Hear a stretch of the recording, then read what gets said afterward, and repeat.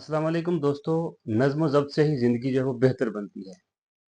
دنیا میں دو طرح کے لوگ ہوتے ہیں. ایک وہ لوگ جو خواب دیکھتے ہیں اور خوابوں تک ہی محدود رہ جاتے ہیں، اور دوسرے وہ لوگ ہوتے ہیں جو خواب دیکھ کر خود کو نظم و ضبط میں ڈال کر اپنی منزل حاصل کر لیتے ہیں.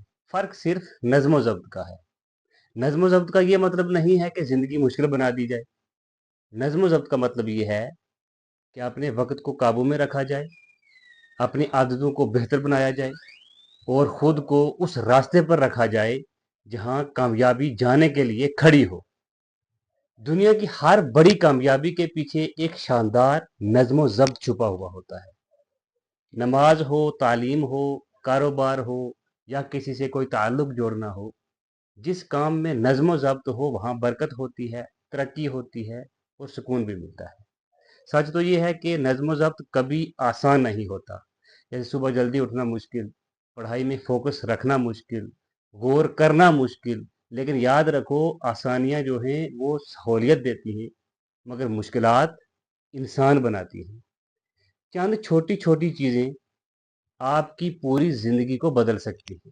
صبح جلدی اٹھنے کی عادت، روزانہ تھوڑا سا نالج، اور یوں مان لیں آپ کے جانکاری کو بڑھانا، اپنے کام کو وقت پر مکمل کر دینا، موبائل اور سوشل میڈیا سے دور رہنا، اس کے اوپر کنٹرول کرنا، اپنے وعدوں کا احترام کرنا، یعنی اپنی عادتوں کو مضبوط بنانا. یہ ساری چیزیں نظم و ضبط میں آتی ہیں. جب ان ساری چیزوں پر عمل کیا جائے، ان ساری چیزوں کے اوپر فوکس کیا جائے تو زندگی بہتر بن سکتی ہے.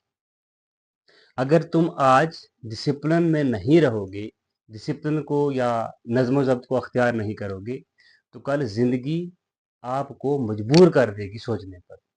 اب فیصلہ آپ کے ہاتھ میں ہے کہ آپ خود کو سنبھالتے ہو یا حالات کے تھپڑ کھانے کے لیے تیار رہتے ہو. یہ انسان کے ہاتھ میں ہوتا ہے.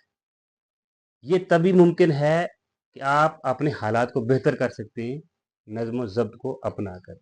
نظم و ضبط وہ طاقت ہے جو عام انسان کو غیر معمولی انسان بنا دیتی ہے، جو آپ کو وہ مقام دلاتی ہے جہاں لوگ صرف پہنچنے کے خواب دیکھتے ہیں. آج فیصلہ کر لو کہ آپ خواب دیکھنے والے ہو یا خوابوں کو پورا کرنے والے ہو. یہ فیصلہ آپ کے ہاتھ میں ہے. بہت شکریہ.